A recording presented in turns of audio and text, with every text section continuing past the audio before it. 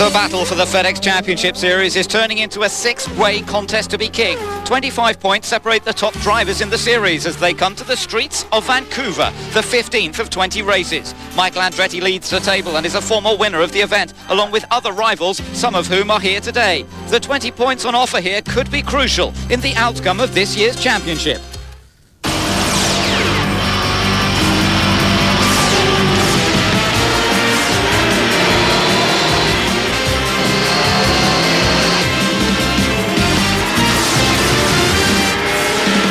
It's the Molson Indy Vancouver. Hello and welcome. I'm Ben Edwards with Guy Hobbs as we bring you coverage of this 15th round of the FedEx Championship Series, the start of a string of 3 races this weekend, next weekend and the weekend after, which could surely decide the outcome of this year's title. Dario Franchitti has taken pole position here this weekend, and that's good news for him, as he told us afterwards. The late Vancouver native. It's pretty emotional for pole position. I'm pretty excited about it. I wanted to take this pole position. I wanted to, I spoke to Greg's mum Donna and I said, I want to win this. I want to win the Greg Moore Trophy for the pole. So I'm very excited. A great job by Team Code Green.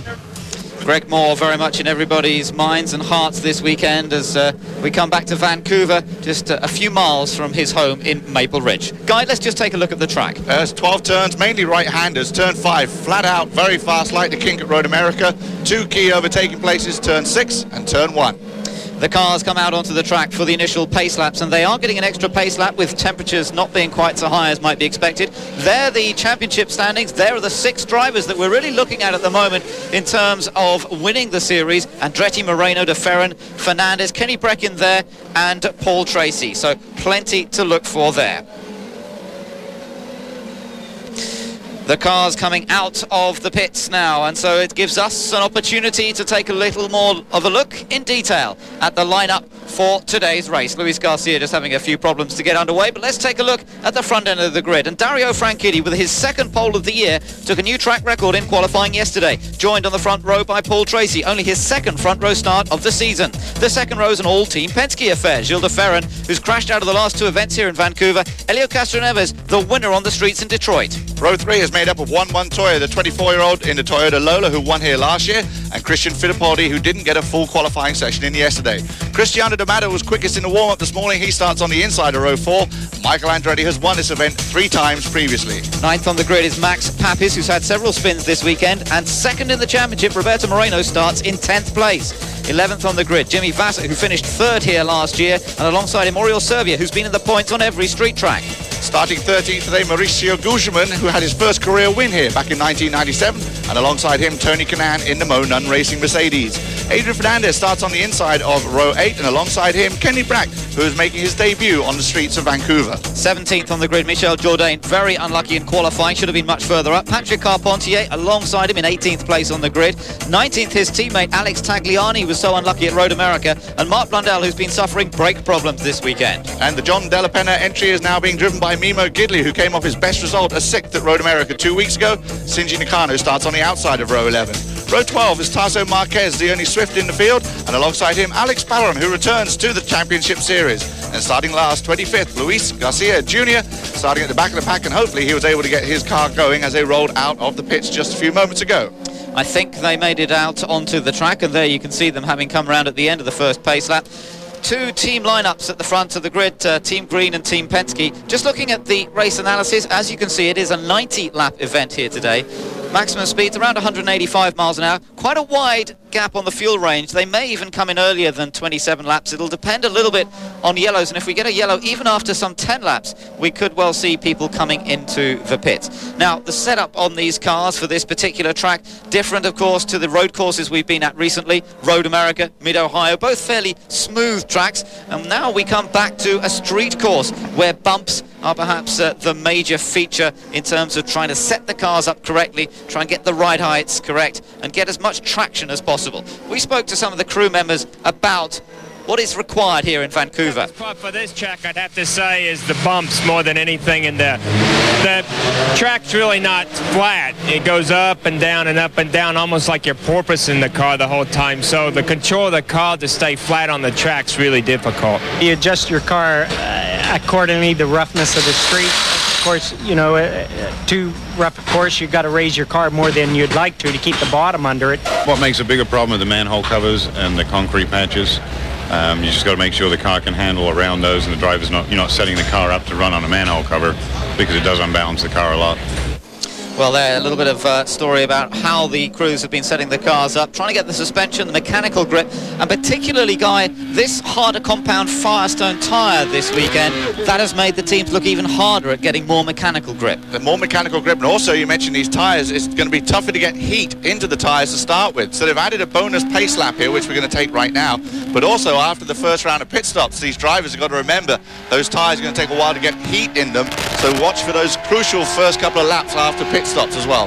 Could help the likes of Juan Montoya, always brilliant on cold tyres. He will be starting in 5th for today's race. We're looking at the onboards. We saw Mark Blundell. This is Max Pappas. He'll be starting in 9th position. So Max putting in a pretty good effort. Had a couple of spins during the qualifying runs, both on Friday and on Saturday, but running well now. There is the onboard camera with Juan Montoya. He has been trying his hardest as ever. There's been some spectacular pictures from the onboard camera. Just this section, funnily enough, they're running at about 160 miles an hour through a flat-out kick.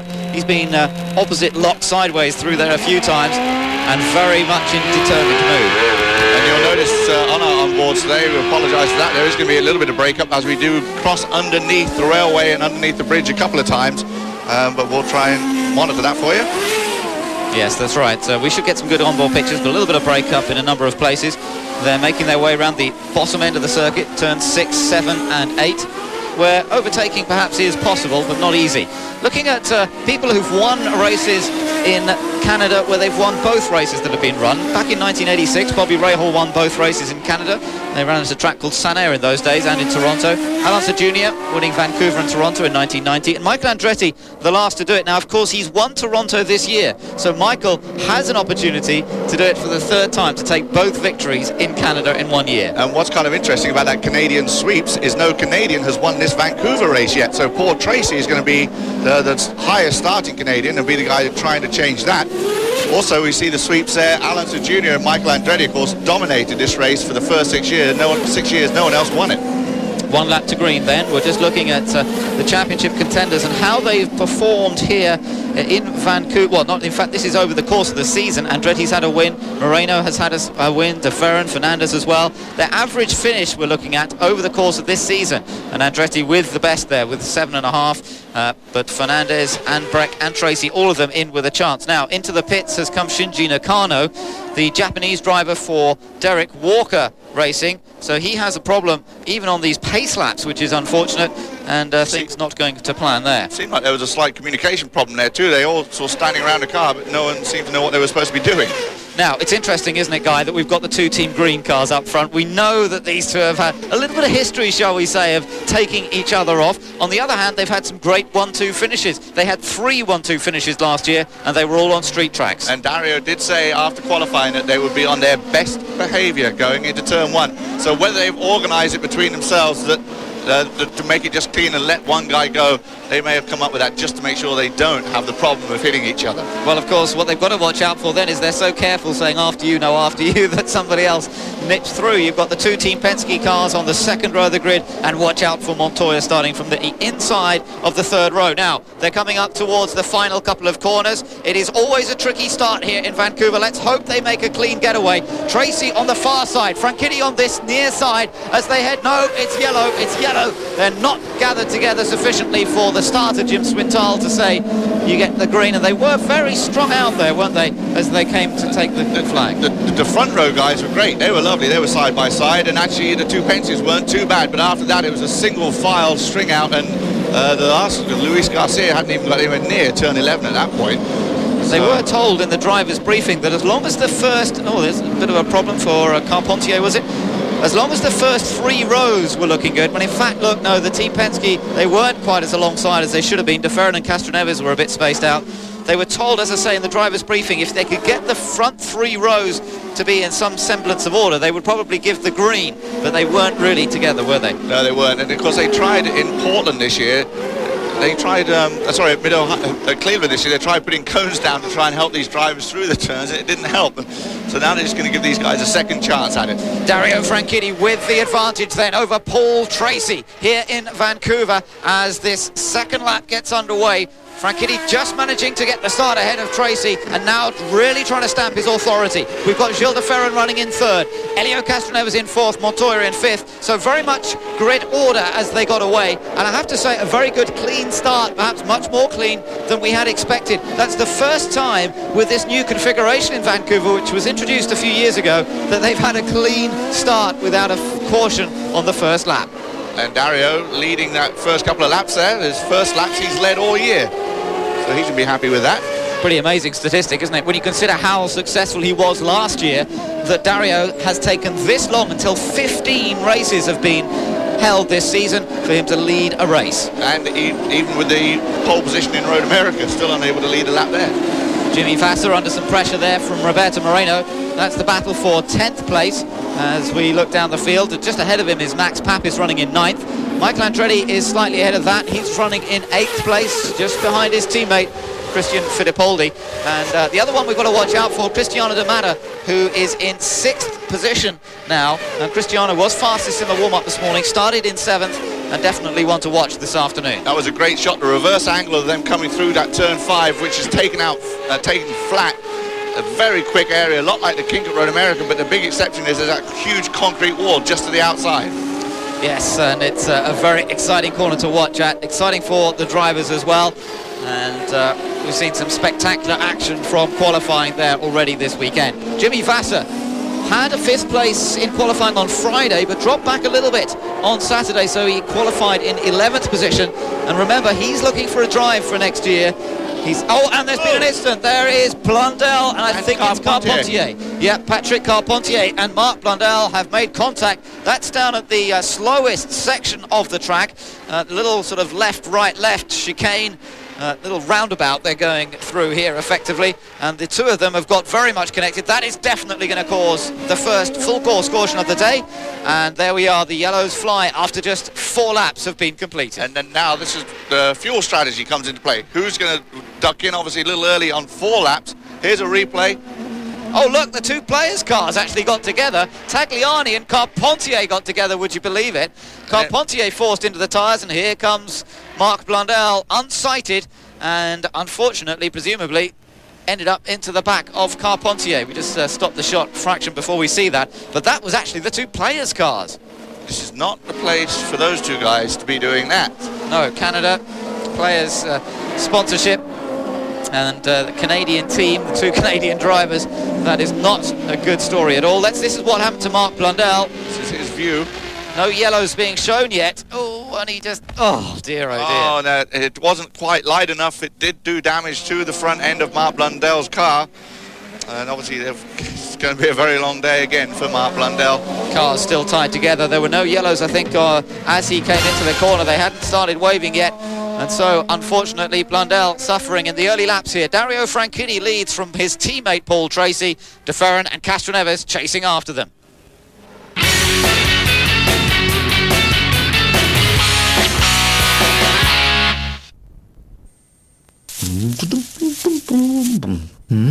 Introducing a toilet paper unlike any you've ever felt before.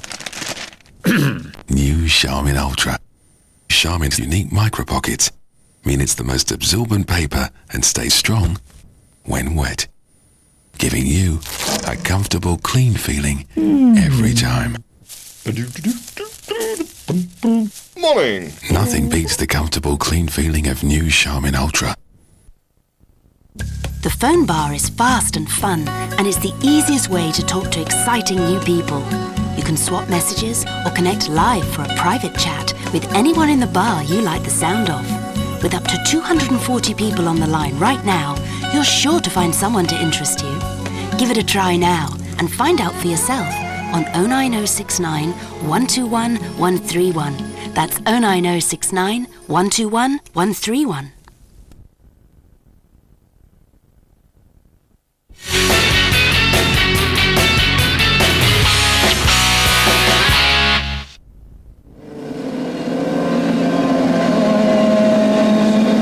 Welcome back to Vancouver, where we're under the first caution of the day in this 90-lap race. 6 laps have been completed, and Dario Franchitti, who started from pole, has led every lap so far. But the two players' cars are not in such good shape. Tagliani and Carpentier came together. Carpentier is out of the race, and Marc Blundell sadly got involved in it as well, and it looks as though he's out of the race. Tagliani still running. There he is down in 19th position. A few cars behind him. Looks as though a couple came into the pits then. Mimo Gidley, for example, taking advantage. There is the car of Patrick Carpentier, still stranded on the roundabout down at turn number 10. And they're trying to get that craned out of the way. Marc Blundell's car has been moved. They came in side by side, the two teammates, and look at that. Tagliani bounced over the curb and basically clouted his teammate Carpentier. So I think you have to put the blame from that angle. Not the ideal angle, but I would have to say that maybe Patrick was at fault there, and there Marc coming in, overcommitted himself. Here is Carpentier's reaction to his teammate Tagliani, and you see the big why. What was that all about? But I think Tags actually got into trouble because he bounced off that curb and bounced over to make the contact. So there really wasn't much he could do as far as stopping the contact. That's right. Well, it's not an easy track to pass on this one. Alex Tagliani tried it there on his teammate Patrick Carpentier. The drivers are all very aware of how hard it is to pass on this track, as they told us earlier on over the weekend. Starting with Gilles de Ferran. It's definitely difficult to pass here, but I've done it before, so it's, I mean, qualifying up front is important because it is difficult to pass here, but nevertheless, I've seen people win here from a little bit further back. The only place you pass is turn 5, which is the end of the back straight, when the brake widens up and you have the right-hand turn. Really just on the main straightaway at the end of the back straightaway and here on the front straightaway, but generally pretty tough to pass. Cars are competitive. Every racetrack is difficult on our series now because everybody's going kind of the same speed, and if cars are going basically the same speed, it's hard to get in front, especially if a guy in front wants to shade one way or the other and kind of block. Where are the best areas to pass on this track? In the pits. I mean, really, it's turn 1 maybe, turn 6, turn 7, but again, it's all about track position, this place. I would say it's very, very difficult to make a pass. It's almost tough to pass anywhere anymore because of the competition being so close, but track position is really important here. Well, the interesting thing in that little discussion between drivers, guys, nobody mentioned turn number 10, which is where Tagliani tried to get past Carpentier. Well, obviously you can't pass there, exactly. Interesting note is 4 of the 10 races we've had here in Vancouver have been won from the pole position.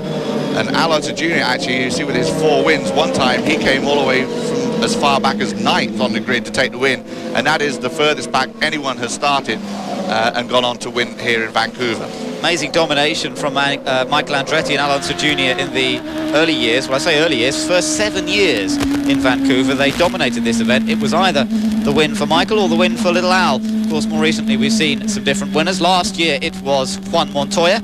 And here's a man who might even have a chance. We're on board with Mimo Gidley. He might even have a chance of driving instead of Juan Montoya next year. I believe that Mimo Gidley could well be one of the drivers that Chip Ganassi is going to be testing as he looks for new drivers for his team. And Mimo's done extremely well over the last few races when he's been with Della Penna. He's scored every time out with Della Penna so far this year since he joined the team. That's pretty impressive. And he gets better each time. His best one was 6th at Road America. Mimo is one of 4 people on the shortlist to test for Ganassi. Buddy Rice in the Toyota Atlantics series is also on that list, along with Bruno Junqueira, who's wrapped up the Formula 3000 Championship, and Minassisen. And Kenny Breck has pulled over to a halt, and that's bad news indeed for the Swedish driver, running well in the championship, top rookie by a long way, 5th overall in the championship battle, and he's been so consistent, but this looks as though the gremlins have struck here. We saw lots of attrition in Road America, and some sort of gremlin has struck here for Kenny Breck. I know that there has been a few engine problems experienced by some of the Ford users this weekend. I don't know whether this is an engine problem. Certainly the car looks okay.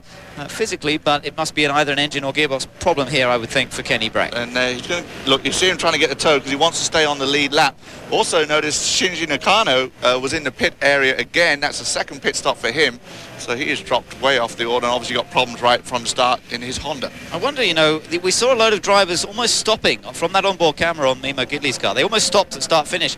I wonder if it could maybe just have stalled it, because they all suddenly stopped so quickly, and it's very easy to stall these engines at slow speed. I think that's what happened. He just stalled the engine as he came down. Yeah, that's the area that we saw Mimo stopping a moment ago. I think he just stalled the engine. And good for him. He got out, got it done in front of the pace car, so he remains on that lead lap. He's going to whip around the track and join the back of the field. But you're right, we did see them all slowing down. I think the guys, when we were riding with Mimo Gidley and we saw him slow way down, I think they weren't sure whether they could actually overtake Bragg, because they obviously no overtaking at the yellow, and then they all waved him by. But now Kenny at least will stay on the lead lap, but he's going to have a lot of work cut out for him, as we've just been talking. Overtaking is very, very tricky here.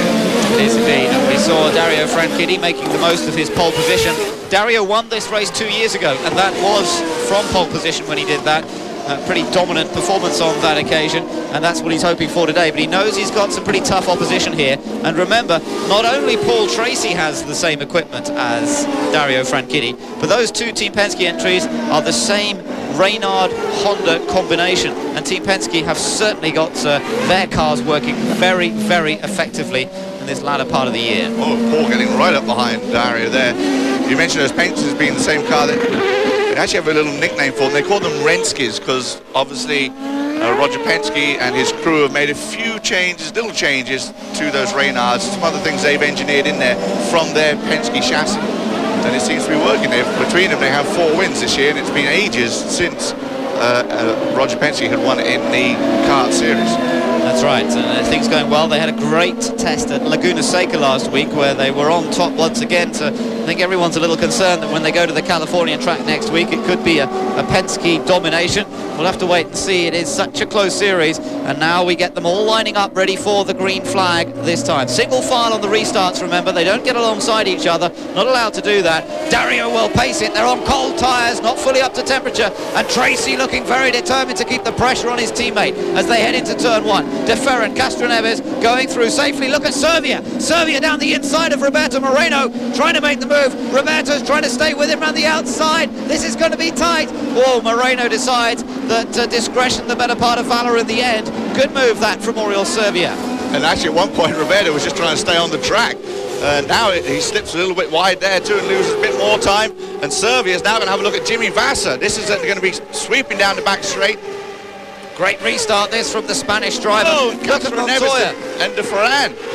Absolutely together, side by side, as Montoya again on cold tyres, trying to take advantage of his lightning reflexes in getting past Castroneves. But again, look at Castroneves' car, putting the power down, the back end sliding around, and Montoya trying his hardest to get onto the pace with these two Team Penske cars. And now we just saw him fiddling amazingly, going through that one turn left-handed, and he was fiddling with a little button there on the steering wheel. I'm not exactly sure what button he grabbed there, but amazing he could do that while going through that turn and fighting for a position with Castroneves. And I think the reason he was able to attempt that move on Castroneves is because Elio was making a move on De Ferran, and that slowed him down a little bit.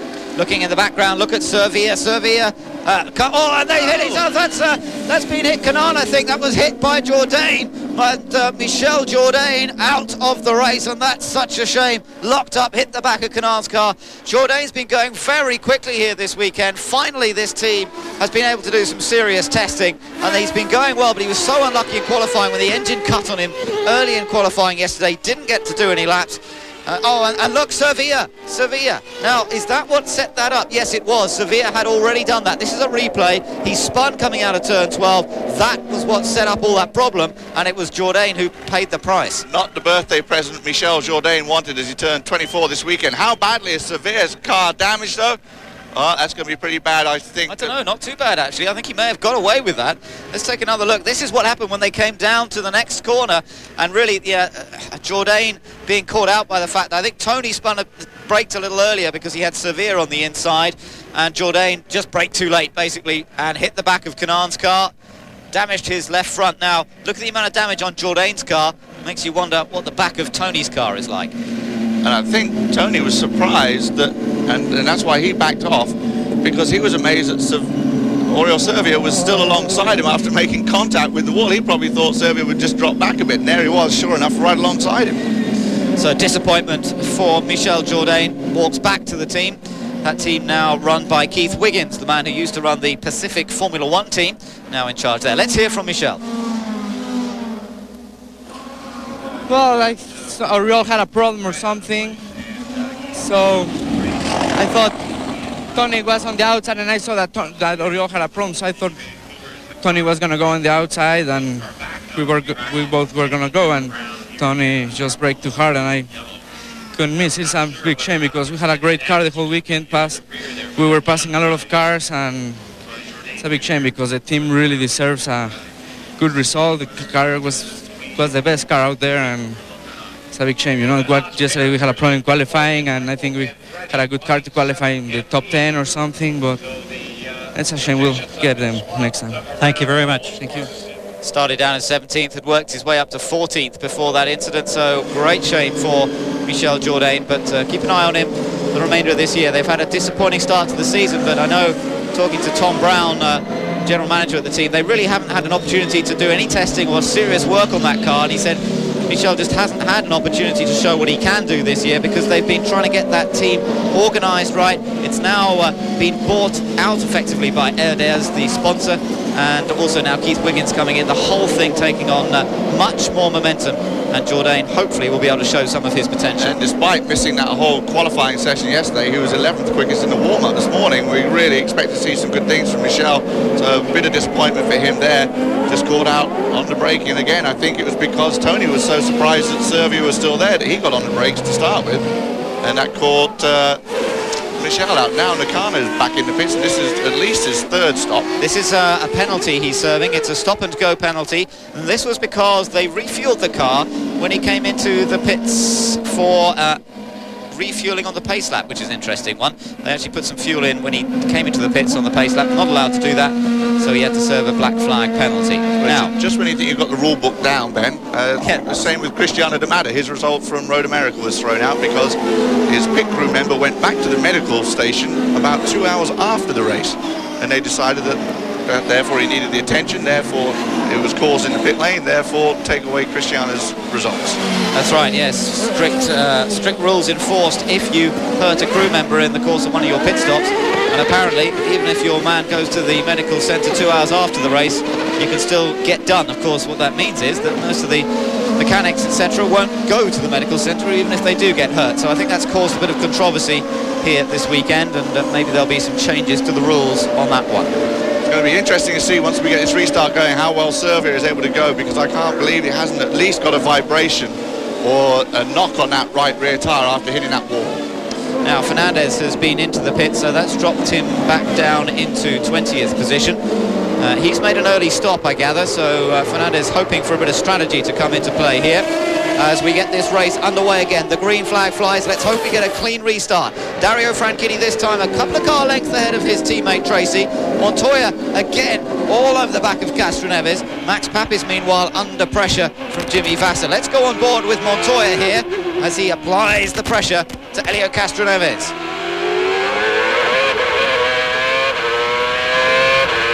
Through the flat out kink. Well, it's not quite flat out on cold. Look at the correction. Wow. Fantastic stuff. And you can see how committed Montoya was. Now he's got a great opportunity again. But again, Castroneves has forced him down the outside and he locks up. Can't make the move. So Juan Montoya changing the brake balance, I think, there on the steering wheel. And it doesn't make the move. Unfortunately, he stays in 5th position. He's got Cristiano D'Amata close behind, and Gugelmin and Marquez have gone down an escape road. Oh dear.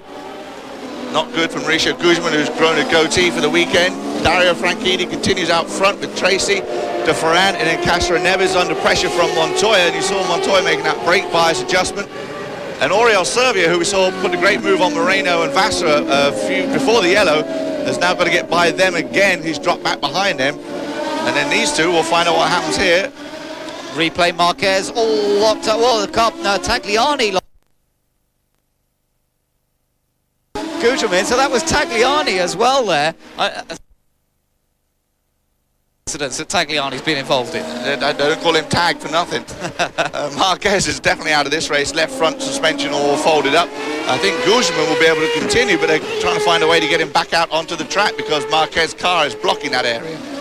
Well, all fun and games, but thankfully it doesn't cause a full course caution. The leaders managed to continue at full race pace, and it's Frank Kitty from Tracy. In the pits is Tony Kanaan. Go then down the escape road, and Mauricio's just trying to see what's going on there. It's all over. We hear the radio, and so he is out of the race by the looks of it.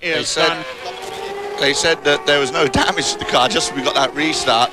Obviously there was some damage to that car from Tony Kanaan, so his day is done, unfortunately, as we take a look at the top 5. Frank Kitty is our race leader, 15 laps completed. Tracy pushing him hard, and the 2 Team Penske cars right in there, chased by Montoya. Maurizio Guterman on the left there.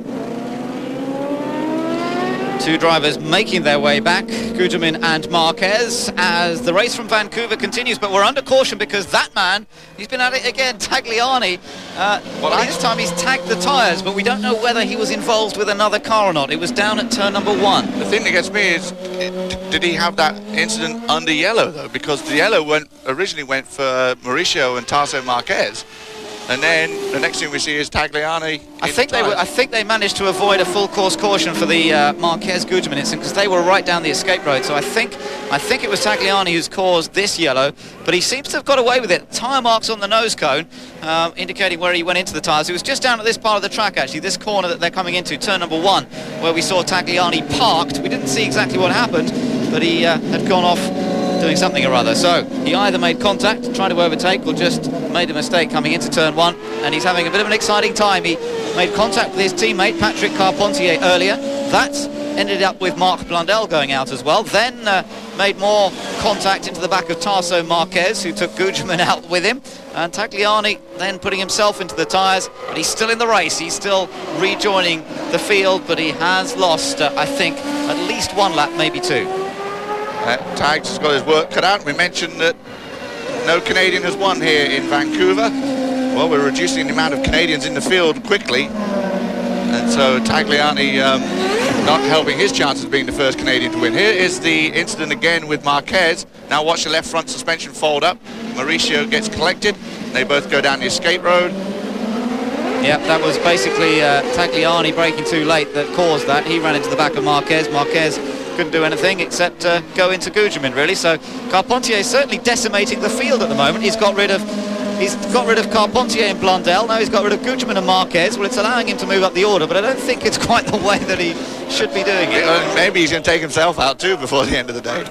Tony Kanaan in the pits. We thought he was done. He did get out of the car. Yeah, but now they seem to be trying to get him back out. I suppose because the yellow happened, they don't lose so many laps. That's why. So they've repaired some damage to the rear suspension, and that was caused by that other incident when he got hit by Michel Jourdain. He's going to come out right in front of these guys on the restart. I don't think he's going to make it. He's still coming down pit lane, so he has lost another lap here.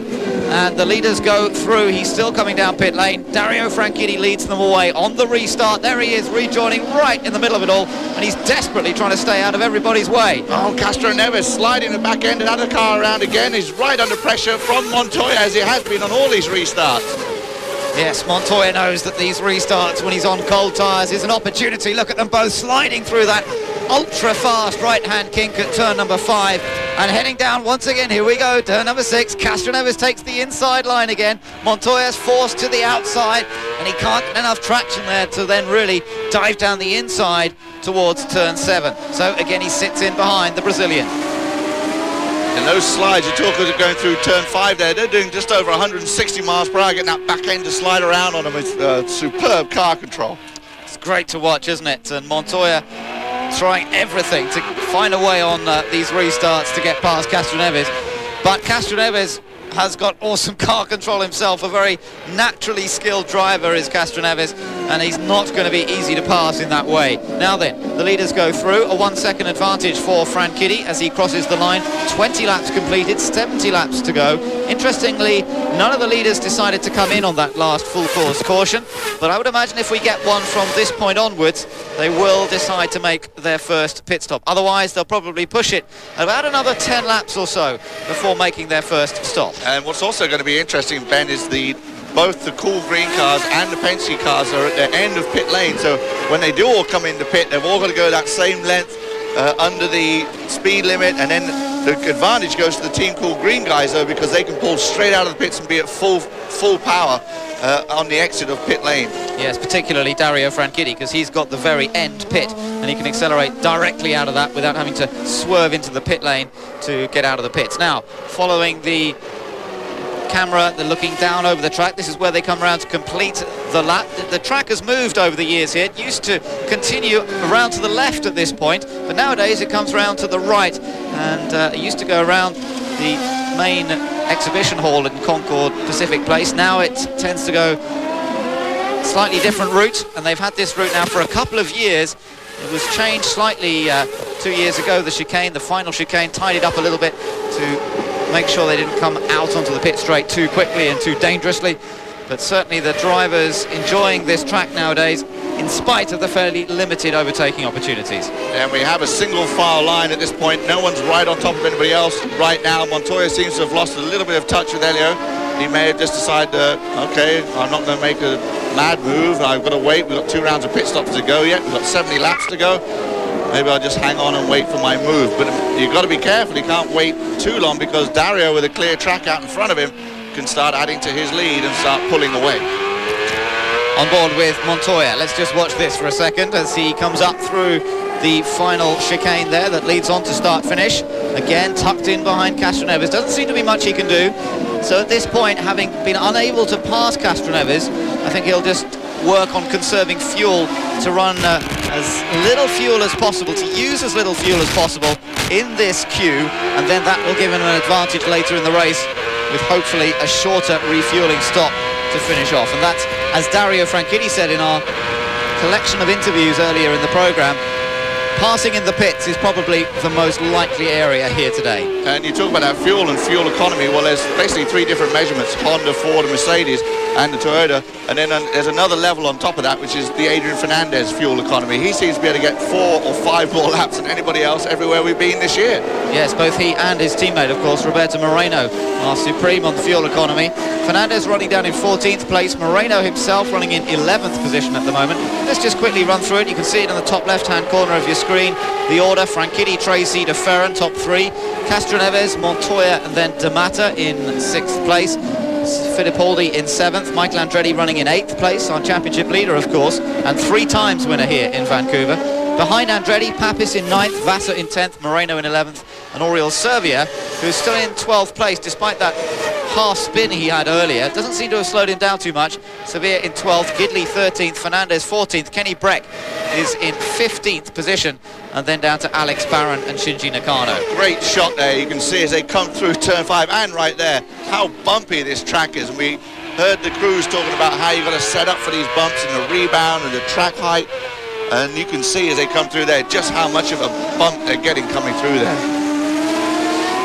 Not quite so many surface changes on this track as we see on some of the other street tracks that we go to, particularly Detroit and Toronto, which have an awful lot of concrete patches on the corners. This track doesn't have quite so many surface changes, but it still manages to be very bumpy in spite of being tarmac virtually the whole way around. There are 1 or 2 places where it's been resurfaced, so that doesn't help the bumpiness. But nonetheless, the surface not as changeable as we see at some of the other tracks. I think we can expect Oriol Servia to make a move on Roberto Moreno pretty soon. He's getting close. We saw him go by him once before. And Oriol wants to get that position that he had before. He wants to get it back, and then Vassar's right in front of Roberto Moreno. Vassar there, as you say, running in 10th position. Moreno tucked in behind him at the moment. And Moreno putting together a tremendous championship season, you have to say. You know who else is looking racy? Is Mimo Gidley right behind Servia there. He's looking pretty good in that John Della Pentry Toyota entry. Yes, the DirecTV, the red car there. Mimo Gidley again pushing hard once again. Just this time he's just out of the points, in 13th position at the moment, but it wouldn't take much for him to get into a points scoring position. Dario Franchitti continues around. 25 laps to be completed as he crosses the line this time, and his advantage over 3.3 seconds back to teammate Paul Tracy. Stay on board with Mimo Gidley with 27 laps completed here in Vancouver. Dario Franchitti is our race leader, still opening up the advantage to teammate Paul Tracy. And look at this group all together. You can see how close Memo Gidley got to the back of Oriol Servier's car through turn 10, now up through turn 12, and across the start-finish line once again, watching the rev lights coming up on the top of the steering wheel. And Memo, no doubt like many of the other drivers, being conscious of looking after the gearbox here today. Now, in Road America last time out, we saw some 14 or 15 retirements from that race, and the majority, not all, but the majority went out with gearbox problems. It has been a factor this year, particularly for the Reynard users, but then Lola have also had a drive shaft problem, so reliability very much a factor this season. Do you see that? You can see how much bumping and shaking is going on, and you could hear the car as it went over the bumps, as it goes over the bumps, and watch Memo's helmet gets banged around as he goes over these bumps, and he's hanging on very tight to that steering wheel right now. Up into turn 9 here. Hard braking, slowest corner, turn 10, about 45 miles an hour. And look to the right as they come through the chicane here. Quick dab on the brake, look to over the right, the curves. you'll see marks on the side of the road where Servier hit the wall before. Across the line, and another lap completed. About 150 miles an hour across that line, and then into turn 1. Now there's second place man Paul Tracy, 4.5 seconds now off teammate Dario Franchitti. Gilles de Ferran still running in third place, and he's some 4 seconds himself behind Tracy. And then Castroneves is 2 seconds behind de Ferran. Castroneves in fourth, remember. Fifth place for Montoya. Montoya still very much in the hunt with Castroneves. And then we go back to D'Amata Fittipaldi and look at Oriol Servier here, still tied up behind Roberto Moreno in the battle for 11th position. Look at the back wing there of Servier's car. You can see the gurney, or wicker as it's called in America. That's the little strip of aluminium that slots in the top of the wing to help the airflow over that rear wing. It's actually sticking out at one end. Look at the right hand end as we look at that. And that means that it's sliding along. They slide them in and slide them back out again to change them. And that one has obviously become slightly detached, slightly loose.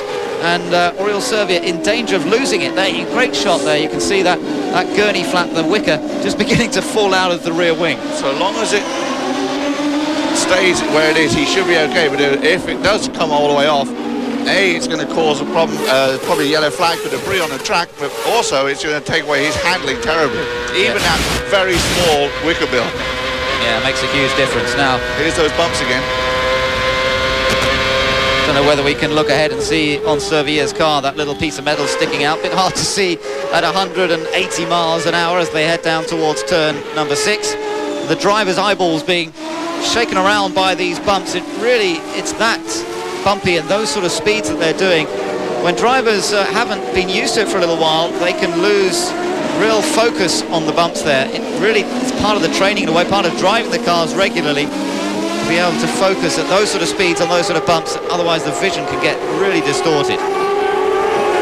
That, of course, is one of the things that led to the laser surgery for Bobby Rahal and Brian Herter. And Jimmy Vasser went with those very clever glasses that he wore when he first started racing. A couple of guys tried wearing contacts, and it just doesn't work on a bumpy track like this. No, some certainly having problems with them as we watch Servier. Great camera shot that as they flash past. Franchitti up to 30 laps completed now, so we would expect to start seeing some pit stops fairly soon, I would imagine. But remember, they had quite a lot of yellow running, caution flag running in the early part of the race, so that means that they're going to be able to push this a bit deeper before they have to make their first pit stop. But I think fairly soon now we'll be beginning to see one or two make their pit stops. Servier tucked in place, and today I think pit stops will be absolutely crucial to the outcome, as much as they are always, but I don't think we're going to see much overtaking on track at this rate. We are going to see overtaking in the pit lane. Our race leader, Dario Franchitti, 5.8 seconds his advantage. And in the history of this event, Ben, we've only ever had 39 lead changes in 10 years. So I think the pit stops are going to be absolutely critical. What Dario is trying to do now is give himself a little bit of a cushion so he can make his pit stop, get in and out before the rest of the gang can get there. Getting a little held up by Garcia, but Garcia doing a good job of getting out of the way there. And I think Franchitti will be fairly relieved to have found a way past the Brazilian. We're looking there at Gilles de Ferran now. Gilles, remember, runs third in the championship at the moment. He's 19 points off Michael Andretti. Michael Andretti still running. He's in 8th place. And this is such a critical phase of the championship with this race, Laguna Seca, next weekend, and then St. Louis as well the weekend after.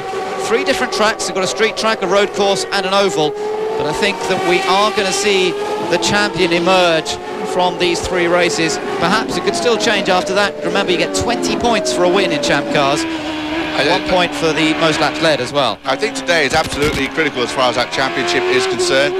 Of course, Dario got a bonus point for getting on the pole position. He'll get a bonus point for leading the most laps if he does so. And if he does go on to get the win and get the 20 points, it'll at least get him up closer to the guys. But the top 6 is where the battle is, as Montoya tucks right in underneath Castroneves, now goes to the outside. Seen this so many times, haven't we? Montoya desperately looking down the outside into turn 6, but Castroneves is too wise for that. As long as he places his car correctly, then there's not much chance. We did see Scott Dixon make an amazing move around the outside into that corner in the Indy Lights race, but it was brave. It paid off. And he got a lot of cooperation from the guy he was overtaking. That's right, absolutely right. Now down to the pit lane. I think we've got a chance to catch up with Maurizio Gugelmin. I think Tarso had a puncture on his right rear, right? Lost the contact with the front wheels, locked everything up and just T-boned me. Wasn't his fault, but I had nowhere to go. Man, you and Mark have just not had it going your way, have you? No, Vancouver hasn't been kind this year, but we'll be back. Thanks. Maurizio Gugelmin, winner here in 1997, his only victory in Champ Car racing to date. But as he says, luck running out a little bit this weekend. Montoya continues in his chase of Helio Castroneves. Garcia getting out of everybody's way. Look at that side by side again, Montoya. This time he might have done it. Has he got enough of an advantage? Oh no, he doesn't quite have it. That was as close as it's been so far. Okay, so he knows now where he's got to start making a move, and there he had it. Just not quite close enough, locked up the right front, decided against it. But he's going to try again, I'm absolutely sure. Great racing from these two. Both have a healthy respect for one another, and it's proving to be quite a battle at the moment, and it is dropping them back a bit from the leaders. And I think that's what Montoya perhaps could get a bit frustrated about as he hops over the curb at turn 12. Let's take a look at a replay of that. Had a great run here, look at this. He got off the corner better before heading down straight into turn 6. Looked like he had him there, was trying to squeeze him over. Elio just stuck in there with him, said, no, I'm not going to give it to you.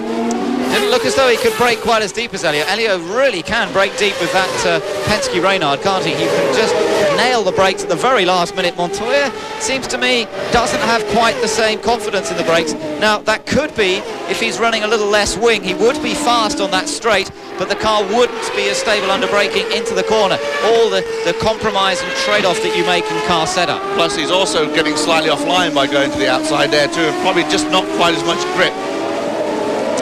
Well, Montoya has to follow Castroneves once again. I wonder if he watched that Indy Lights race and saw Scott Dixon make the move there on Giafoni. Might well have done. Hasn't worked for Montoya as yet, but it could do still. Now, Franchitti has completed 35 laps in this race, has a 6.9 second advantage over Paul Tracy, and a big gap back now to De Ferran. De Ferran is some 11 seconds further behind Tracy. The Team Green cars are checking out into the distance.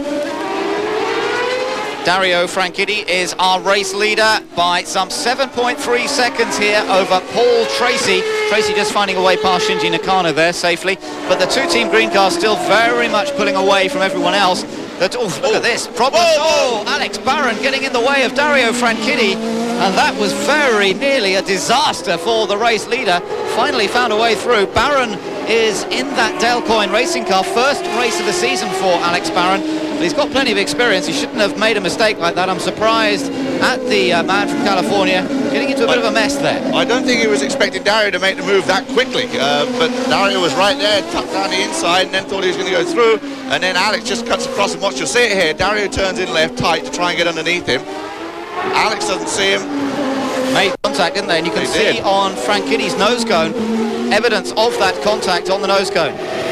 Fairly serious rubber marks, but I think he may have got away with it because I don't think the front wing is damaged. It's better to hit him on the front nose cone than with the wing, that's for sure. So Dario got away with one there with Alex Barron, who was taken by surprise as he makes his return. You know, Alex Barron actually was the first guy to ever lead for Toyota laps, and he did it here in Vancouver a couple of years ago. That's right, when he was driving for All-American Races, Dan Gurney's team. Now we are beginning to see some pit stops being made. Lap number 38, they've managed to push it a long way into the race because of those early yellow flag laps, so they've really gone deep into this race before having to make their first stop. Sevilla comes in from 14th position.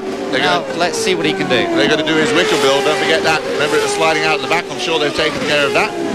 Yeah, that only takes a second to slide it back in, put a new piece of tape on there to keep it in place, and Oriol Servia gets away cleanly. And now I think that will herald the start of a whole host of pit stops to be made. Dario Franchitti, race leader, desperately trying to open up that advantage over teammate Paul Tracy before the stops are made, so that he's not under too much pressure once he comes into the pits. He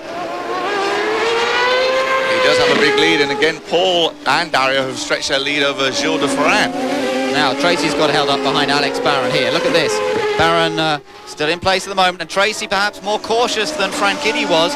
Franchitti was very determined to get past him as quickly as possible. I should imagine Tracy might get through here. Barron getting out of the way, staying to the inside, and that allows Tracy to go through safely. That blue flag that Alex was given was so obvious, they may as well have put the flag in the cockpit there at one point, but Paul gets by. And into the pits comes Franchitti. Franchitti is in this time, race leader, to make his first pit stop on lap number 40 as he comes into the pits this time. So they've pushed it a long way into the race, and interesting. Watch the pit exit. There's going to be a lot of traffic out there. Hearing the radio communication to Dario Franchitti. Almost half distance they've managed, but not quite on this first tank full of fuel. And away he goes. Great stop that from Team Green. And there goes Christian Fittipaldi right by him. So he managed to come out in 6th position. Now, Castroneves has come in. I don't think Montoya has. This might give Montoya the opportunity to put in a couple of quick laps and come out after the pit stops ahead of Castroneves. Good stop, no problems there for Castroneves. It's away like a very now. Quick stop. Max Pappas comes in now. That's right. Let's see what the Italian can get from his team. 31, ready, answer day. Solid. Tracy's coming in next, Kyle. Tracy's coming in next. And away he goes. Max, of course, talking to the CEO of Kart, Bobby Rahal, 3-time champion, who owns that team. Paul Tracy now trying to become the first-time champion for him. He's going to make his pit stop down at Team Paul Green. And he will have a clear run out from there as well. But remember, Franchitti had a 7-second advantage over Tracy before he came in, so I don't think we're going to see big front wing change going on. Both sides, you can see they're making quite a big adjustment to the front flap there. And that's how Tracy, obviously hoping that that's going to improve the handling of the car. In the pits comes Fittipaldi as well. Tracy came in as the leader, of course. He handed that lead over to Gilles de Ferran, who has not come in yet. Now that's interesting to note that de Ferran has stayed out there, and that perhaps explains why he dropped away so much. He was perhaps conserving fuel a little more than the two Team Green cars, and that might help him later in the race. We'll have to watch that. So de Ferran is now our race leader, with Paul Tracy having stopped. Montoya hasn't made a stop yet. Moreno is in, however. That's unusually early for him. Normally he manages to get a couple more laps than everybody else on fuel economy. But he is in and out, no problem. The other guy we haven't seen in yet is Michael Andretti. Gilles de Ferran now comes in, and I believe Montoya right behind him. Yeah, I think it was Montoya right behind him. Now, this might allow Montoya not only to get past Castroneves, but perhaps past de Ferran as well. This is going to be a big battle in the pit lane between Team Penske and Team Target Chip Ganassi Racing. The pressure's on here. Ooh, having trouble getting the fuel hose in there for a second. Well, not a second, but a split second. But as we know, split seconds in pit stops are absolutely crucial. So we may see Montoya go by. Yep, I think he has. I think we just saw Montoya get past there. Montoya has got past Gilles de Ferran. And as you spotted there, Guy, and it's with Cristiano de Mata as well, side by side as they came down pit lane. And that has helped Montoya hugely. Now, has he got past Castroneves as well? I think he may well have done. There is de Ferran. De Mata right behind him. They were side by side at that point, and so he comes back out onto the track, but that fuel nozzle not going on was a real problem for Gilles. And now remember the tyres. We talked about the compound that Firestone have brought here this weekend extra hard. It takes a little longer to get heat in them. These guys must remember that on this first couple of laps out of the pits. But yes, Montoya able to pick up. Oh, and there's cones in the middle of the track. Someone's had a problem there coming over the old pit box. Here comes Dario Franchitti. I think we'll see him move ahead on this lap, go back into the lead. That's 43 laps completed. And what's the gap between him and his teammate Paul Tracy? This time 6.3 seconds. So Tracy gained about a second on the pit stops to Franchitti, but it's not a big problem. Michael Andretti into the pits. Now, he was one of the last to stop. Good fuel economy there from Michael. And that's an impressive run indeed for Michael Andretti to leave it that late to come into the pit lane. Now, was it fuel economy, or was it just from Ford, or was it Michael Andretti just running a conservative first half of the race? As we enjoyed pictures there from Tim Coffeen, the left front tyre changer of Michael Andretti's pit. So Andretti, great, as you say, to see him come in getting such good fuel economy. Be a bit careful coming out of the pits there, not to go over the yellow line. Franchitti still charging, still pushing very hard now as he gets the tyres back up to full temperature. This new set of tyres. Memo Gidley also coming in pretty late. And I think Memo actually stopped early in this race, so Memo Gidley has moved up the... Oh, and we've got someone off. It's one of the Team Penske cars. It is. It's either De Ferran or Castroneves, and I can't see which car it is at the moment. We need to get a view around the front of that car to try and spot who that is. That wasn't just a small off either. That's a long way down the runoff area. That's right. He went deep, fast into those tyres. Let's see if we can spot it here. We believe Elio. it's Castron. Oh, his left right front suspension broke under braking there. That is astonishing to see. Whether he'd made contact with somebody previously down the escape road, and it luckily went straight into the tyres. But that was a high speed off there. The tyres doing their job well, just as well, because the cars of Marquez and Guterman are still parked down there. Wow, you're right. You can just see those, and that's why it was such a fast incident, because he had no braking capability. Now, did that suspension just fold in on him under braking, or did he clip something? I don't remember seeing him hit anybody else in this race. He's been running a clean race. Perhaps he hit a curb, perhaps he hit a wall somewhere that we didn't see earlier on. Look at this, right front. This is at full speed. Wow. Scary stuff for Castroneves. Wow. Well, that's got to be Elio's 6th DNF. He's having a tough time. He either DNFs or he wins this year.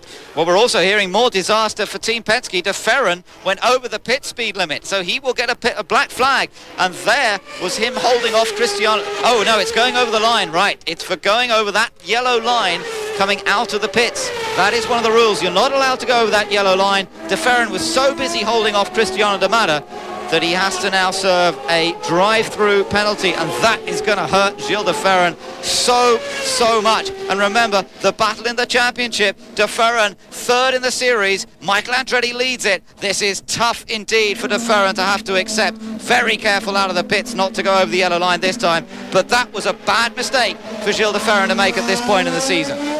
Tough break for Gilles De Ferran, because he did have to battle D'Amata to keep the position, and by doing that he went over that yellow line. Franchitti is race leader, 6.4 seconds ahead of Tracy. Fernandez pops up into third, having made an earlier stop, and Montoya now fourth.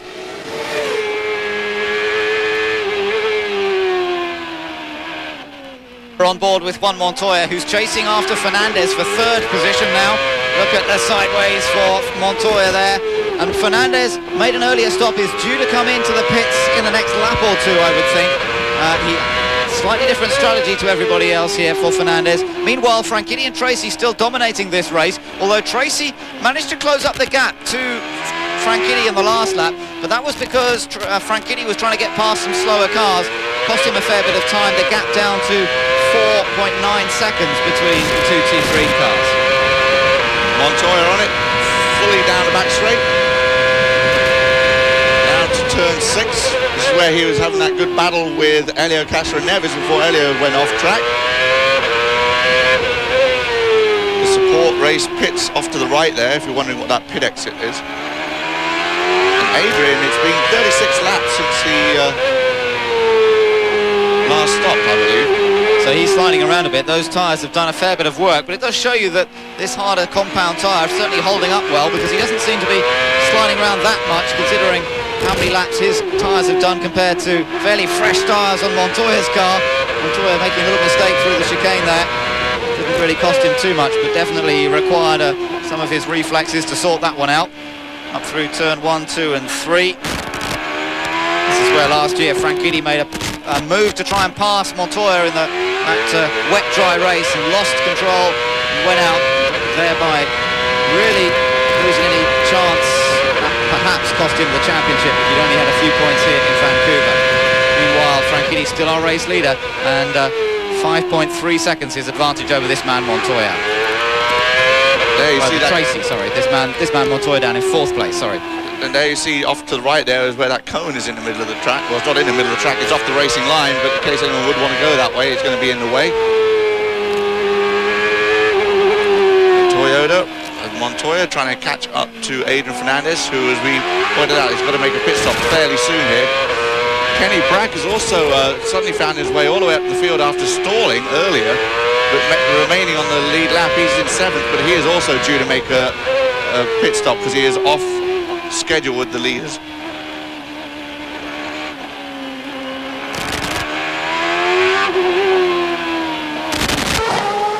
So that was the view on board with Juan Montoya. Now we look back at our race leader Dario Franchitti, and still the gap between himself and Paul Tracy around the 5-second mark. It is changing a little bit lap by lap as they encounter traffic, and there's Tagliani. Tracy trying to get past Tagliani.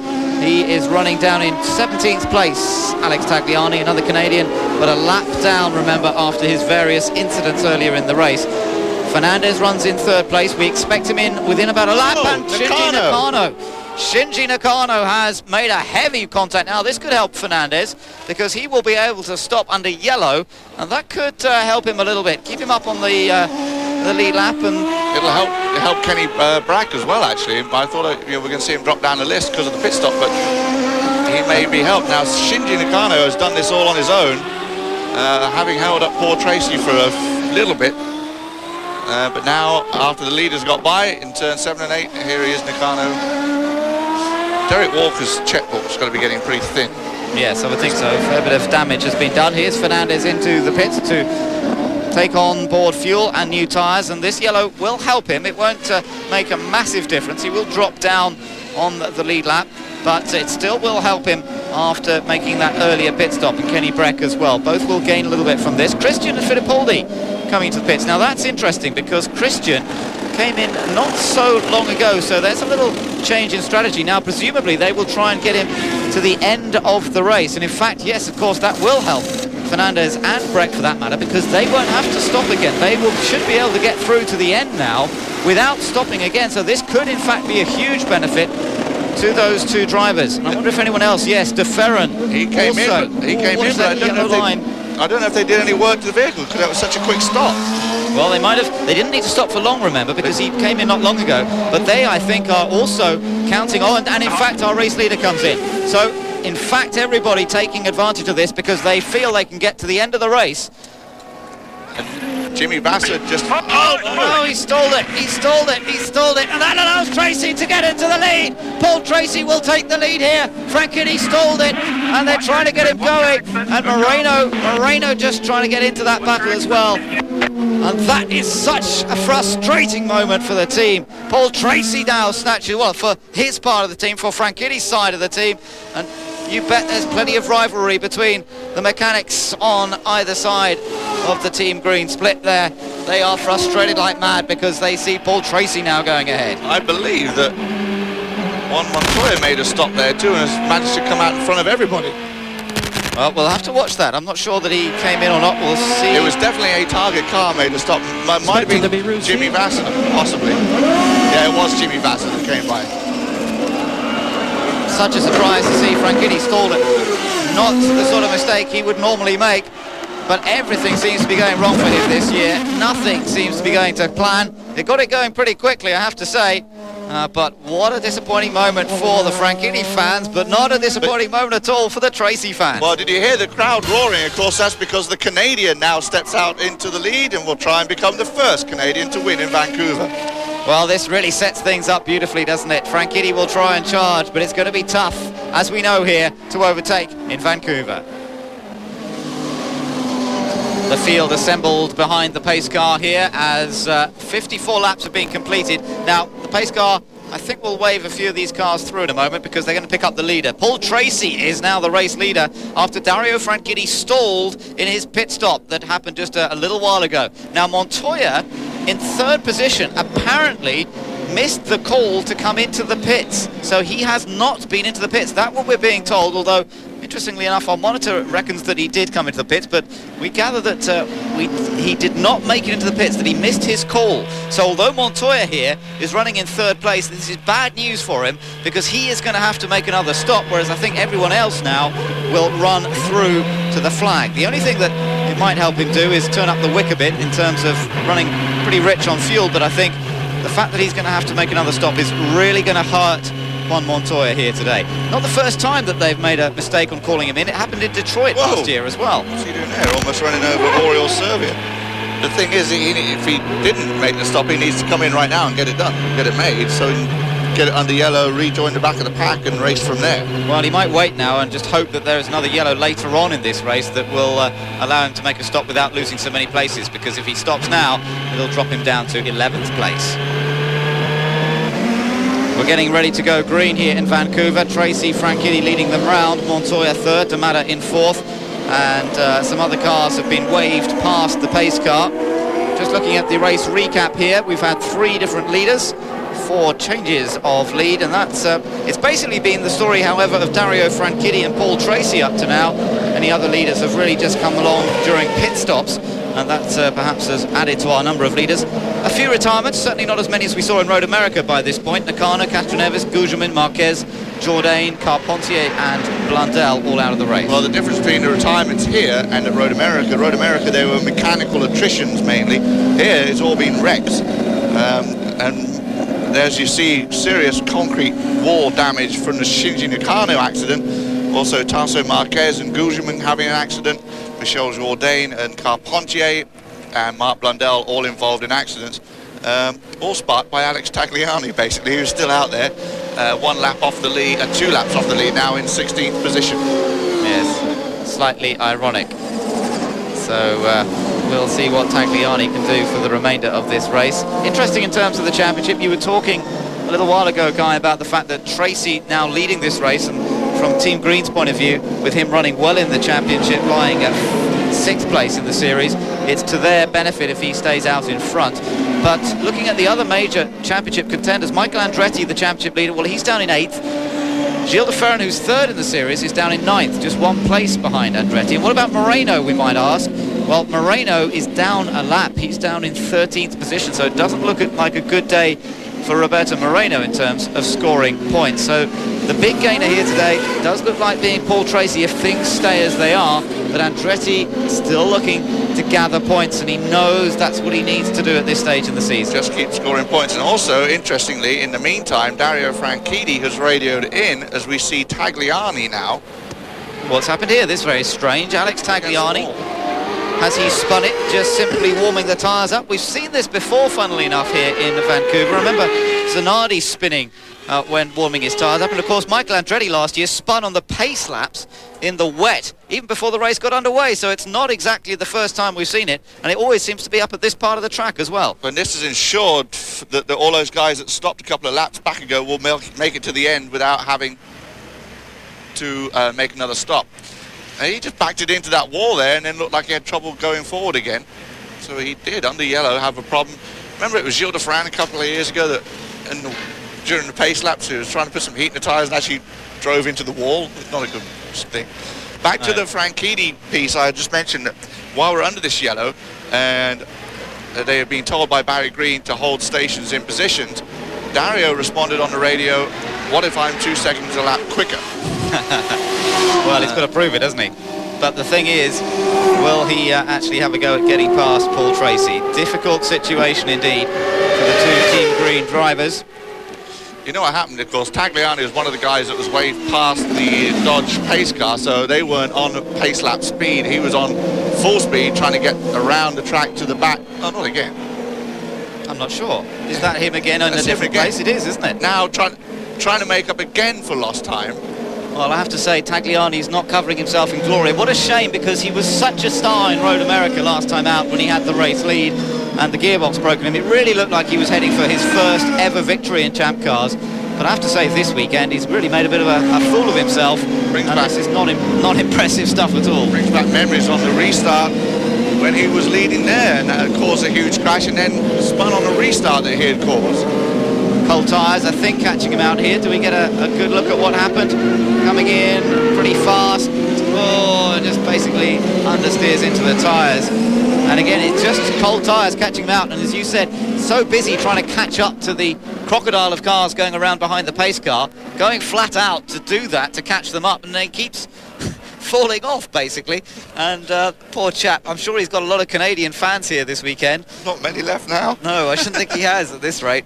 And Alex Tagliani having an absolutely miserable time. One of those occasions where he would just rather just be anywhere else other than in front of the full view of the fans, the cameras, and just about everybody in the world watching him make these mistakes. I don't think he'll be doing any walking around a paddock later.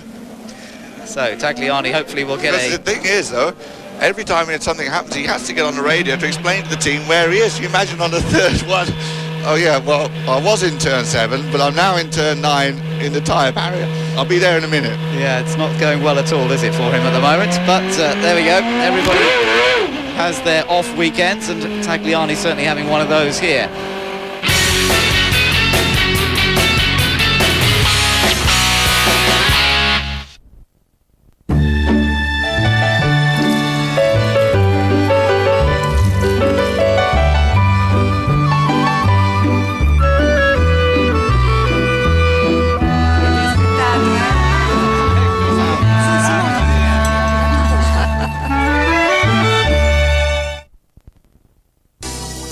If you're single, or even if you're not, you'll always be welcome at the Singles Bar. People call in every day looking to chat, get a date, or perhaps something more. You'll find the Singles Bar on 09069 12 13 12. And we have thousands of callers every day looking for fun. So why don't you join them on 09069 12 13 12. Call us now. It's so funny. You know who that is. You know.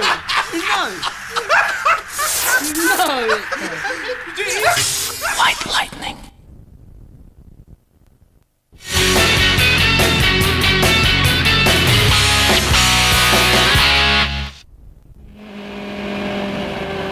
On board at the moment with Juan Montoya, and he's running in third place, remember, but we think that he's going to have to stop again at some point before the end of this race.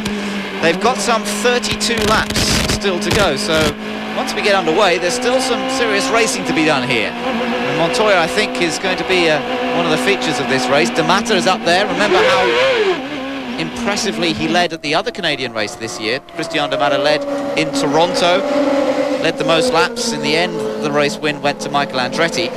Notice Alex Tagliani is not at full speed trying to catch up the field at this point. He's just going to take his time about it now. Yeah, he's taking it very steady, isn't he? So very careful indeed, going past the pits in particular, as we wait for this to get under green. I think they've just been waiting basically to sort out what's going on with Tagliani. Looking at Mimo Gidley, and once again, Guy, up in the points there. Look, he's in 7th position. Having a great run, and got that Toyota Power running good for him. In 7th, he can get another top 10 finish. That would be fantastic. And if he can improve from 7th and then better his result from Road America, then Mimo Gidley will have proven to a lot of guys and shown his resume to a lot of guys too for a full-time ride for next year. Great guy too, and he's really worked his way up from the basics. He worked as a mechanic in one of the racing schools in California and earned some rides doing that, and then gradually has worked his way up basically through talent, ability, and not at all through money. No family money from Mimo Gidley, but he's just so determined and worked so hard at it. Great to see him take advantage of the situation. Now then, Paul Tracy puts his foot down as they get ready to go. As the green flag comes out, Tracy gets them going. 59 laps completed as they go across the line, locking up a little bit into turn number 1, and Franchini will be looking at that, hoping for an advantage, as De Ferran defending his place from Kenny Brack. Christian and Mimo Gidley right there having a little bit of battle, and it looks like Christian was able to get by it. Yes, and indeed Michael Andretti and De Ferran were virtually side by side behind them as well, but and Mimo's got it all sideways, gets it under control again, as he tries to chase after Fittipaldi. Look at this, Michael Andretti squeezing De Ferran into the wall. They all got bottled up there on cold tyres. You can see how this hard compound tyre really makes life difficult. We saw Tagliani get into trouble, and now you can see De Ferran trying to get back past Michael Andretti. Oh, and Michael's gone down the escape road. What a disaster. Loses several places, and that's disastrous stuff for Michael. But what a save, though. He could have taken himself out of the race, but he managed to make that turn, stay on the track, and get points here today. Well, it just shows you how difficult it is on these tyres in these conditions. And Tagliani, who we saw in all sorts of trouble trying to get his tyres up to temperature, now we see the championship leader making a mistake, admittedly under somewhat more pressure than Tagliani was. Here it is again, Gilles de Ferran off to the outside, Michael down the inside there. You see him lock him up, goes straight. Luckily there's that runoff area there, and Gilles gets the position and maintains his position, and amazingly Michael is able to get that turned around before that tyre wall and just carry on racing, having lost a couple of positions. Well, that's a huge deal for Gilles de Ferran, running third in the championship. Michael Andretti the championship leader, and for de Ferran to try and to be able to close up some of the points makes a big difference here today. Meanwhile, up front, Paul Tracy with the advantage. There's some lapped cars between Franchitti and Montoya, second and third, and they are Roberto Moreno and Oriol Servia, and that's not going to make life very easy for Montoya. No, because Servia, actually, despite the fact that he's a lap down, has been very quick here today. Definitely, so, and Moreno... It's going to be very tough for Montoya to get by these guys. It is. In the meantime, Dario, of course, will try and drive away a little bit. There is race leader Tracy. There's Franchitti in second place. Tracy with a bit of traffic to deal with as well. Going past Tagliani, who still seems to be taking it very steady at this moment. He doesn't want to go fast again all day. That's right. He's really just decided it's not worth pushing hard at all at this point. Leaders get past Tagliani, and he does get very well out of their way. And Montoya still trying to get past these lapped cars of Moreno and Servia. They're running 13th and 14th at the moment.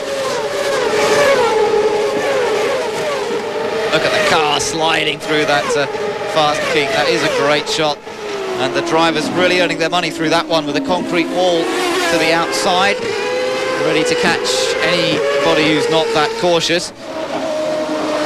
The two Team Green cars again pulling away. As a team they're pulling away.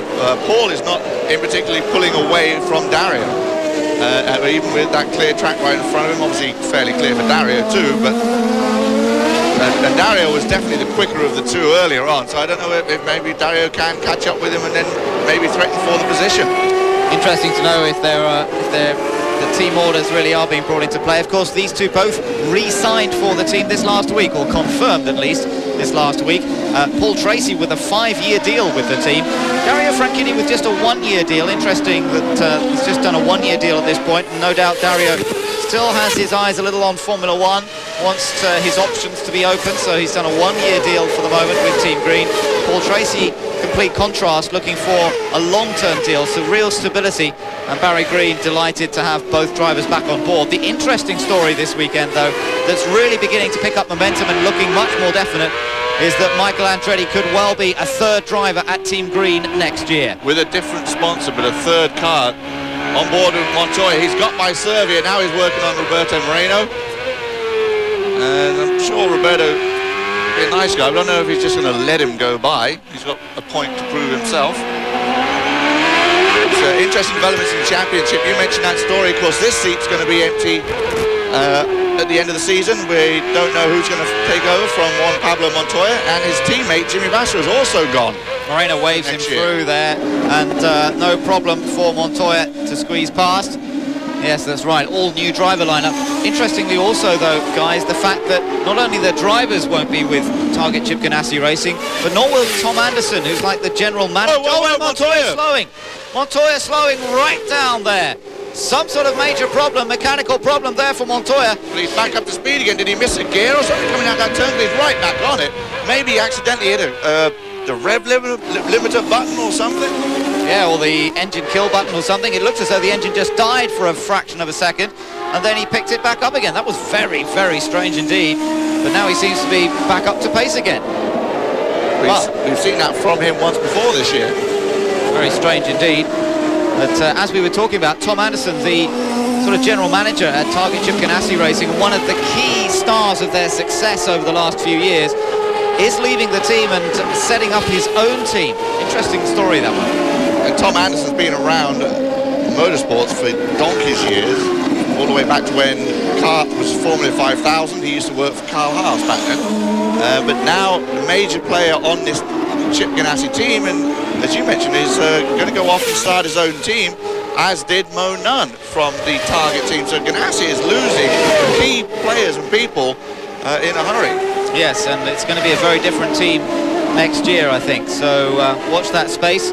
Talk that Anderson may team up, in fact, with Adrian Fernandez, who's also been talking about setting up a team. Let's take another look here. This was the pass. He'd already got back up to speed at this point. It was just before that the engine seemed to cut out, and he actually made a fairly simple pass. Moreno gave him space. Moreno having to watch out for behind, though, because he is battling for position with Sevilla. Just back to the Tom Anderson-Fernandez story, you talked about Adrian going to Tom's team, and the team, there's actually a rumour that they might actually buy out the Walker team as opposed to just set up their whole new team, buy out Derek Walker's team, and Derek would concentrate more on the IRL with Sarah Fisher. Yes, so all the stories of the silly season doing the rounds at the moment. I'm sure some are true, some will be shown to be slightly wide of the mark, and we'll find out over the next few weeks. That Andretti story, supposedly, we may find out this week or next week as to whether that will happen.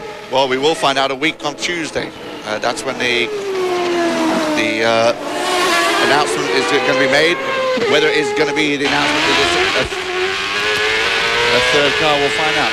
Now, we're on board. We're looking at a replay here with Montoya. See if we can pick up what happened to him a bit further around the lap. This was when he first went past Moreno. There you see the wave from Roberto. Now, things were okay through the next couple of corners, but it's the next right-hander. It was coming out of the next right-hander that it all went wrong. Let's listen.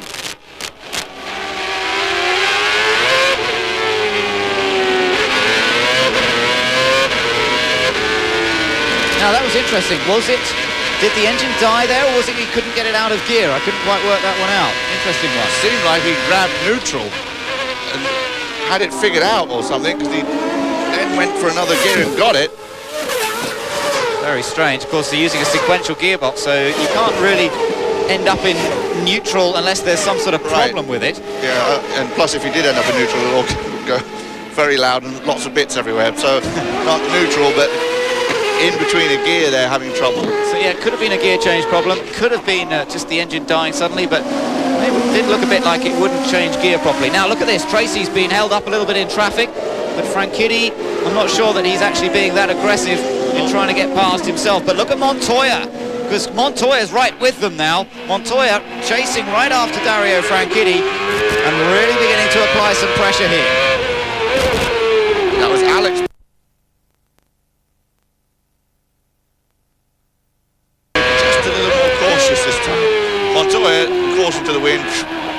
Just going for it now, as we think that he still has to make another pit stop at some point in this race. There are some 23 laps to go. Dario looking the brakes just a little bit, no major problem, keeps it under control. Montoya with more fuel to use effectively if he has to make another stop.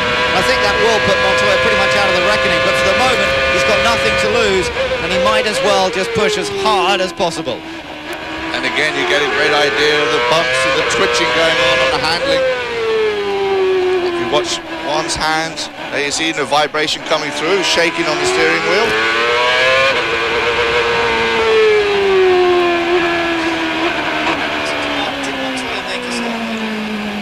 Montoya, he's got a problem again. Montoya has a problem again. Yeah, it's died down again. Look at this, this is amazing. He's hitting the radio button there, the yellow button, talking to the crew, but he had radio in before that happened. Obviously he could feel something going.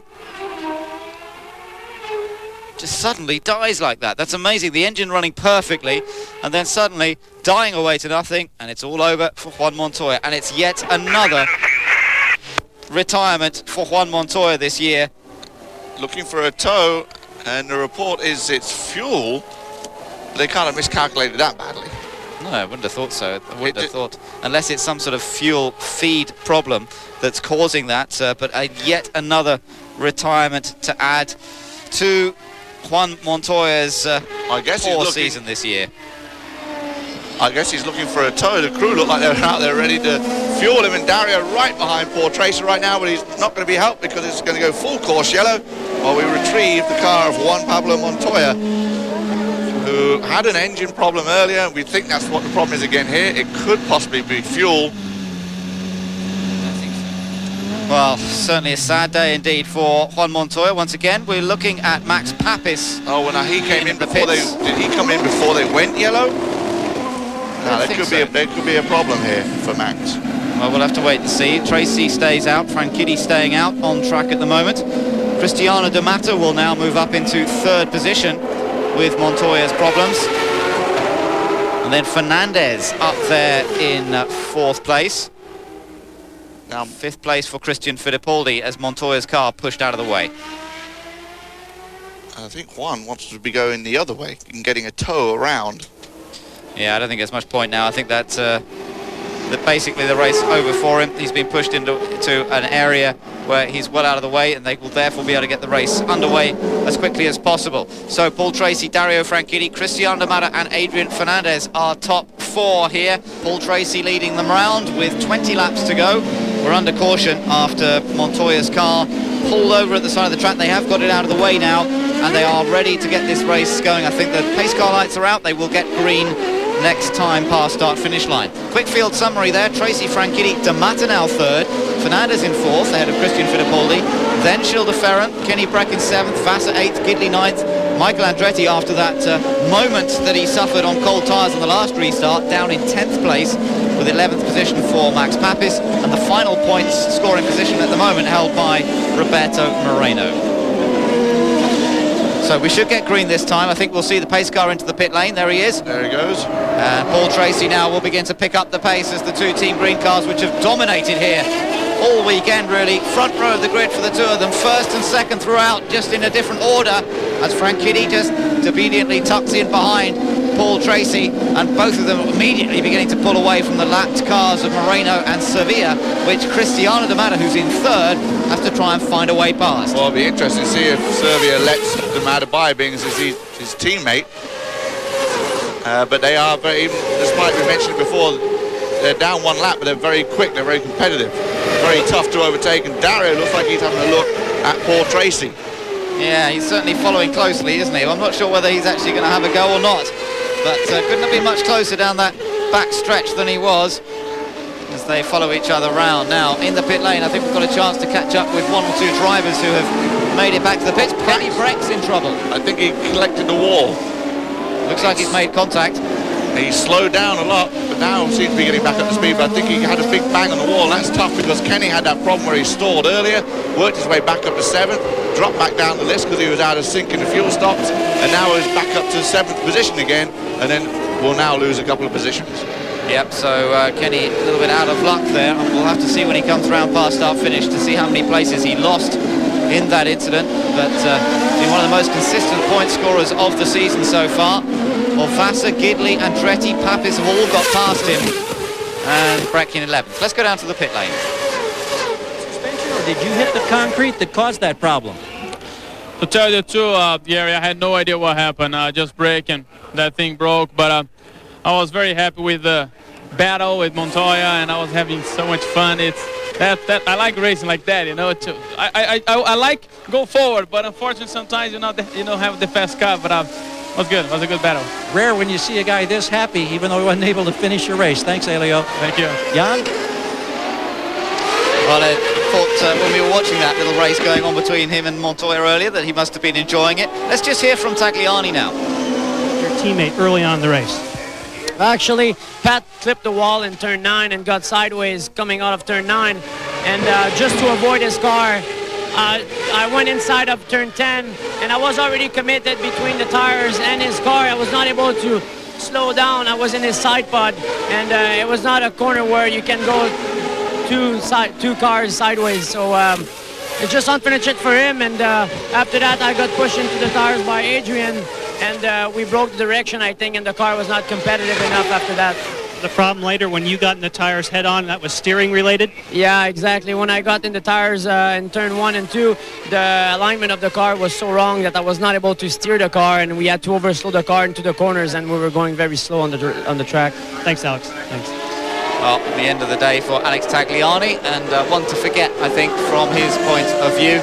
The star of the show in many ways at Road America last time out. Now let's take another look at this Kenny Breck incident. We saw it just underneath the interview. It's just happening in front of Max Pappas right here, and there's a lot of bumping and barging going on with Michael, and there's Breck off to the left. At that point, he'd got hit from the right-hand side. Here you'll see it again with Alex Barron locks up, and then coming through is Jimmy Vasser on the outside. He hits the curb, then that hits Kenny's car. That launches Kenny into the tyre barrier. Luckily, it's the tyres. They were fairly soft and giving, and he was able to continue. Again, Mimo Gidley's view of the incident. He actually managed to gain a bit from this. Look at this, because he certainly got past Breck, and that's kept Gidley in 8th position. He's still ahead of Michael Andretti. Andretti down in 9th place. And let's just quickly look at the order. Tracy, Franchitti, then Cristiano D'Amato in 3rd place. But they have stretched out a big lead over Christian. They have indeed. And Adrian Fernandez in 4th position. Then it's Fittipaldi and Ferran in 6th. Vasser is in 7th, ahead of Gidley and Michael Andretti. Then Pappas, Kenny Breck, and then in 12th place, our first lapped car, Roberto Moreno. Still quite a good number of cars in the event. Certainly not as much attrition as we saw in Road America, as we mentioned earlier. 16 laps to go, as things still looking great, has to be said, for Team Green. The announcement of these two signing their contracts hasn't done them any harm at all here this weekend, dominating qualifying and the race so far. But there's still a way to go, and it's bad news for Mimo Gidley, I'm afraid. Smoke emanating from the back of his car, and it looks as though he's not going to get keep up his 100% record of finishing races in the points since joining Della Penna at the Michigan race this year. He is headed for retirement. They black flagged him because of the amount of smoke coming from the back of the car. And that's it, I think, for the day for Mimo Gidley. Being told by the card officials to sit there and wait. They're going to have a look around the back of the car and see if there's anything they can do, but I think it's unlikely that they'll be able to get him back out cleanly here. It looked like Cristiano had opened up a bit of a gap over Adrian Fernandez there, so now Adrian must be running conservatively as well, which I don't believe he has any need to, because he was fueling along with everybody else, and he is able to get more or better fuel economy out of his Ford than anybody else so far this year, him and his teammate Roberto Moreno. In terms of engine manufacturers, looking good for Honda here. They've won the last 2 races in Vancouver. This year marked their 5th pole position at this racetrack as well. It does seem to suit the Honda engine superbly well, and these 2 drivers as well. Interestingly enough, some news about the engines for the coming seasons. They are going to reduce the amount of turbo boost by regulation for next season. They're reducing it to 37 inches of mercury. Basically just means a reduction in the turbo boost, a slight reduction, not a great deal of reduction. It won't make a huge difference in the power output of these engines. They are going to reduce it further for 2002, and then they're saying there will be a new engine formula effectively for 2003. New engine regulations, and the good thing that CART does do is when they go into engine regulations, they mandate it for at least a 3-year period normally, so that there's not tons and tons of expense on redeveloping engines every year. By changing that boost, it's going to slow them down a little bit, 37 inches, because originally, a number of years ago, they ran at 45 inches, then they brought it down to 40 inches, and now down to 37. That's right, so we're looking at a reduction of power of something a little over 50 brake horsepower, I would think, for next year. But with the level of development of these engines, I mean, they've seemed to have increased their performance so much even this year under the same regs. And I know that drivers of these Honda engines this year, they were a little disappointed at the start of the season. Ford Cosworth in particular seemed to have made great strides with their new XF engine. The Toyota engine's been strong. Honda drivers were a little disappointed perhaps at the start of the season, but that's not the case now. They are delighted with the improvements Honda have made throughout 2000. Also, that boost reduction may help them may help them a little bit as far as being able to get an engine to do a full race without less mechanical problems. It may help. Yes, we'll have to see, although engine reliability hasn't been too much of a problem this year. It's been mainly the gearboxes. Alex Barron just getting out of the way, by the way, on the right-hand side of the shot there. And taking over from Walter Sales. Just take a look at the points if they finish where they are now.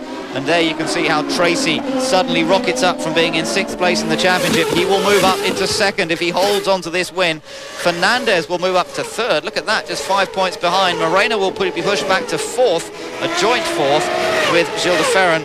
And Kenny Breck seems to be the main one of the front runners who won't score particularly well here today. He's down in 10th place. And he does, of course, retain his lead in the Rookie of the Year, the Jim Truman Trophy. He's got a big lead over Oriol Servia in that battle.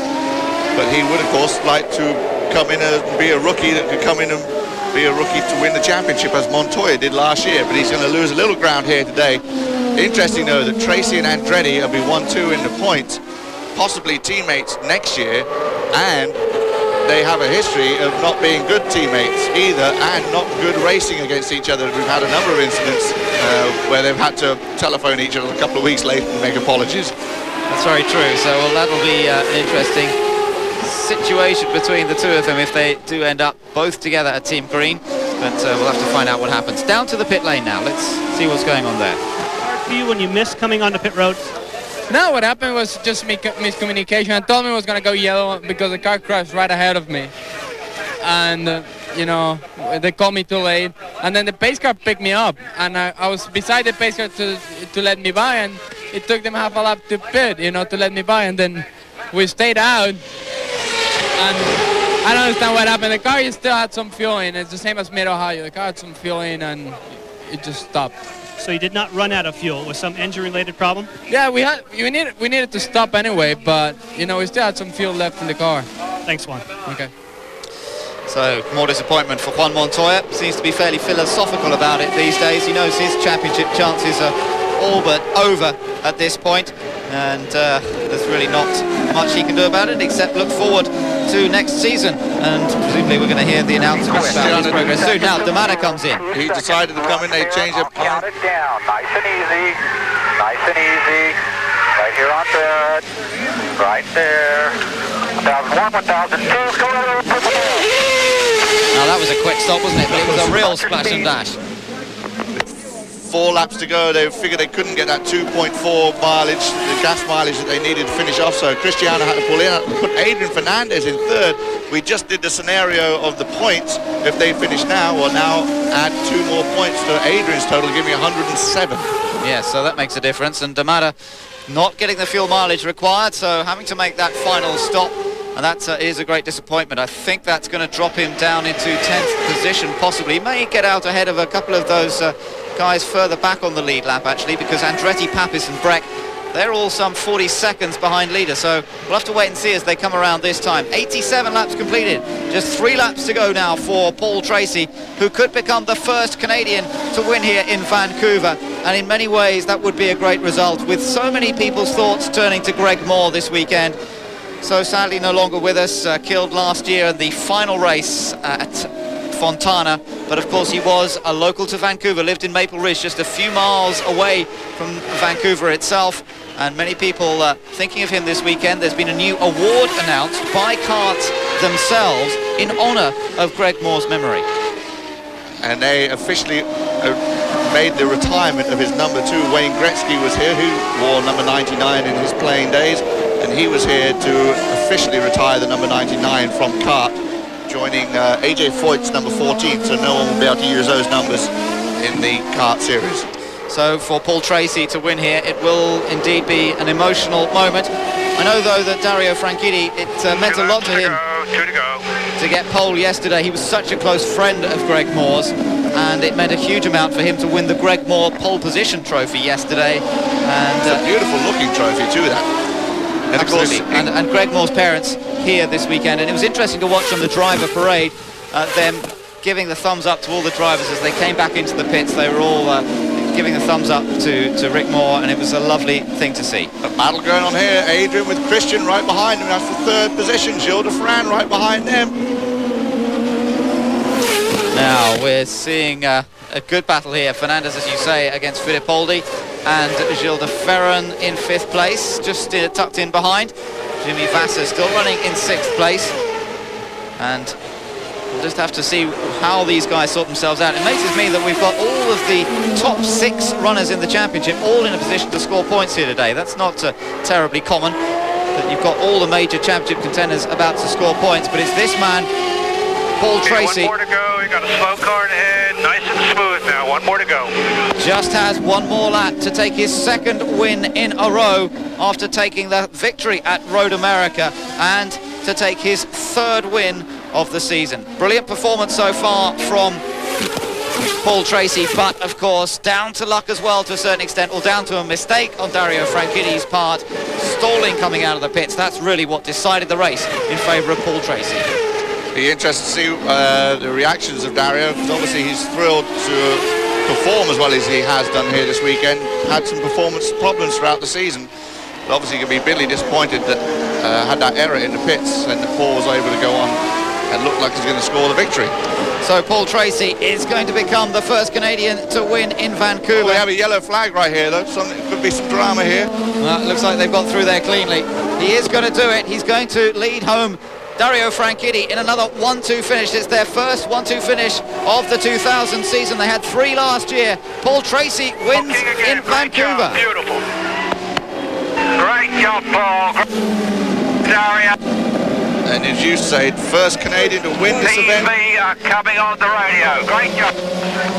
And he has now won on every road course, street course that there is out there. And Dario again being told what a great job he did, because he knew and we all knew he could have got by Paul, but they were told to hold positions, and that really helps Paul in the points championship. But Adrian Fernandez taking 3rd place, and you know, quietly Adrian Fernandez is doing a fantastic job. He was 2nd at Road America last time out, don't forget there, Guy, and Fernandez finishing in 3rd place here this weekend as well. Quietly the Mexican, very much a feature of this year's championship. Tracy and Fernandez really the ones to gain hugely today in terms of the championship points. Andretti only getting 1 point in the end for 12th place, so he dropped back on that final lap, with Moreno moving up into 10th position. So Tracy closes close to Andretti in terms of the title battle, and it's all to play for next week when they go to Laguna Seca for more of the same. And then on to St. Louis after that. We've still got 5 races to go in this year's championship, and there'll be plenty to look forward to. There are the points as they stand now. Look at it, just 6 points separating Andretti and Tracy, and then just another 3 points back to Fernandez, 1 more point back to Gilles de Ferran. That's how close it is, and we're looking forward to more great action. This has been a presentation of ESPN, the worldwide leader in sports. For more, log on to ESPN.com.